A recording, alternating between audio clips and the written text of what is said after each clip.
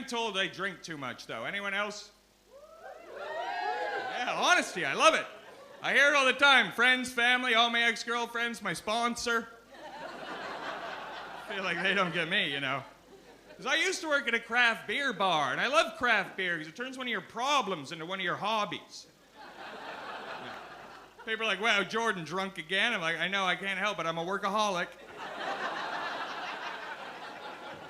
I'm just waiting for someone to come up with craft cocaine so I can get rid of another one, you know? Like, imagine the platter of blue powder. I'm like, what is that? Is that juniper? It's just like juniper. Oh, my God. Keep it coming. I like being honest with my substance habits, you know, instead of hiding it behind an enthusiasm for music festivals. Because how many music festivals can you go to in a year before it's just a drug problem? It's like, oh, when they do it at home, our parents ask, when are we going to leave? But when we all do it in a field listening to the Red Hot Chili Peppers, then it's a life-changing experience. And those are the terms they use, like the lives are ever changing positively, when we all know the only real life-changing experience you can have at a music festival is if you suck at drugs and die doing them. Show up to work on Monday, hey, where's Jared? Oh, he had a real life changer at Glastonbury. Probably not gonna make it after all.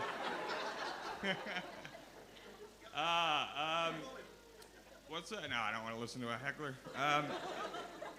I get tricked into drinking a lot, though. You ever have this one? You ever go to the liquor store looking to get a six-pack, and the guy behind the counter is like, hey, if you get 24, we'll give you a free pair of mittens. I'm like, shit, sold. Gonna have to keep my hands warm if I'm drinking 24 beers tonight, you know what I'm saying? I remember the first time I was tricked, it was L'Oreal Kids shampoo. Did you guys have that over here? Yeah, it's shampoo, and the gimmick is you can get it in your eyes, and it feels awesome. That's how they sold it to children. And I remember being so excited when my parents brought it home. I ran to the groceries, pulled it out, ran to the shower, start open pouring it in my eyeball. And it hurt a lot. If I had to describe it, it felt like I was pouring soap into my eyeball. I actually, believe it or not, I used to manage a sports bar back in Canada where I'm from. And when you're an alcoholic, letting someone manage your bar is sort of like letting Jimmy Savile manage your daycare. It's like, so yeah, I'm sorry, I had to say that one. But you know what I mean, it's like eventually some of the product's gonna get damaged or go missing after a while. But I love the sports bar because they show a lot of UFC events. And I don't know if you know anything about a UFC event, but what you gotta know is you're gonna watch someone hit the low point of their life in front of millions of people, get knocked out on pay-per-view, and then have to be interviewed by Joe Rogan right after. And it's funny because Joe's never sympathetic, never matches the tone. So he's like, oh buddy, what happened? Let's watch the replay. Like he's laughing at him.